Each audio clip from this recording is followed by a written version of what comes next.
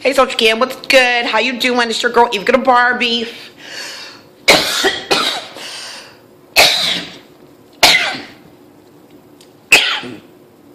You know how it is. You know what I do. Sitting here smoking this weed, thinking about my grandmother and all the shit she told me, and how she did traumatize me for sex. But we'll get back to that. That's another video. It's a damn good ass weed. I mean, tobacco. My son said I can't say it's weed. It's not weed, it's tobacco. It's grape leaf. I have to do that disclaimer now for one day when I'm governor of Alaska. So when I'm governor of Alaska, you know, I can just say that was grape leaves. That's all that was. You know, Snoop Dogg don't smoke no weed. All he do is smoke grape leaves. Him and Wiz Khalifa. That don't be no damn weed. So listen. Anyway, back to the public service announcement.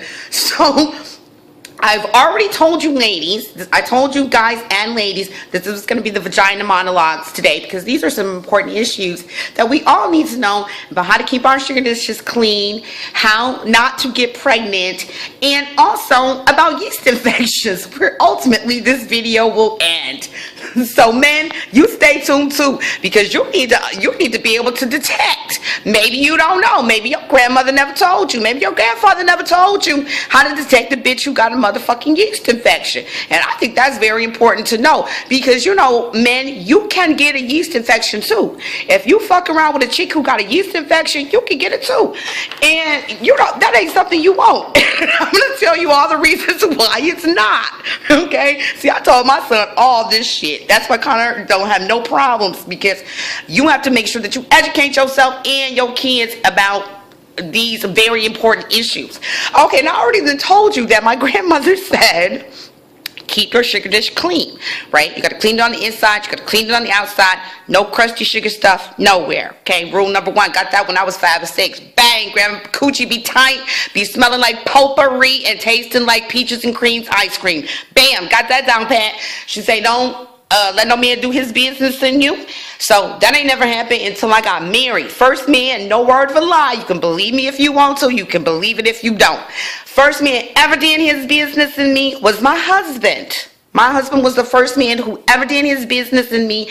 And when he did his business, unprotected, I should say. Let me put it that way.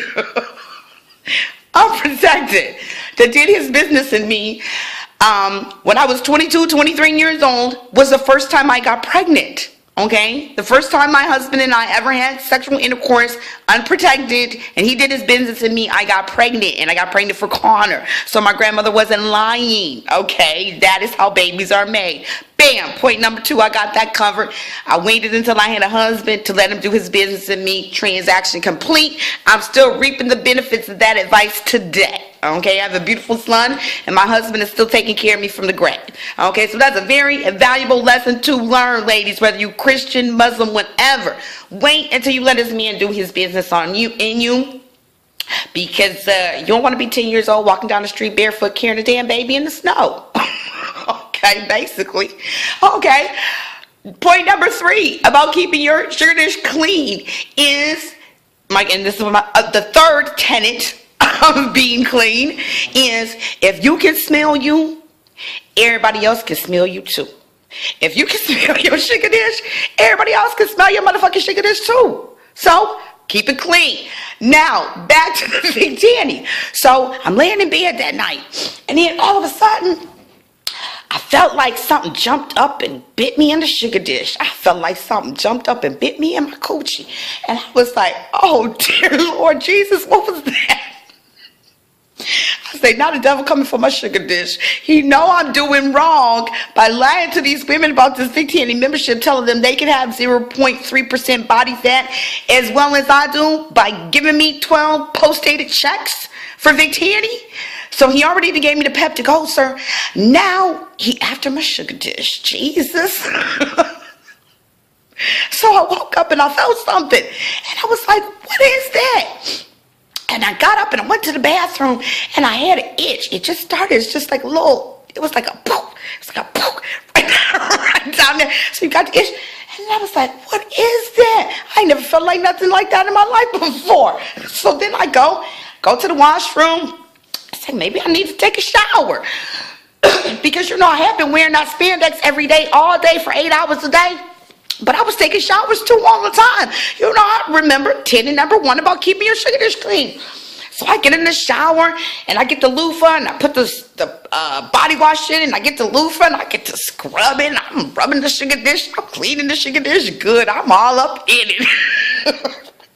That shit, you know how when you get a Q-tip, you know how you get some water in your ear, you get a motherfucking Q-tip and you start cleaning your ear, how good that shit feel when you be, ooh, that Q-tip just be the damn bomb. You could just sit there for hours and you be cleaning your ear with that Q-tip and then you be doing it and it feels so good, you want to start to get that drool start to come out your mouth.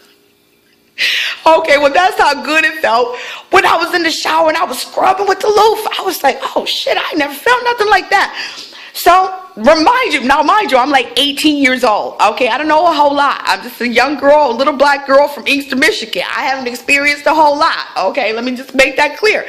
So I get out the shower, and then I go and I lay down, and it felt good for a minute, and then actually, the shower made it worse, right? All of a sudden, that little itching and prickly turned into a raging fucking forest fire. All of a sudden, I went from a little like scratch, a little itch, to a motherfucking forest fire. I felt like the San Andreas. I felt like the whole damn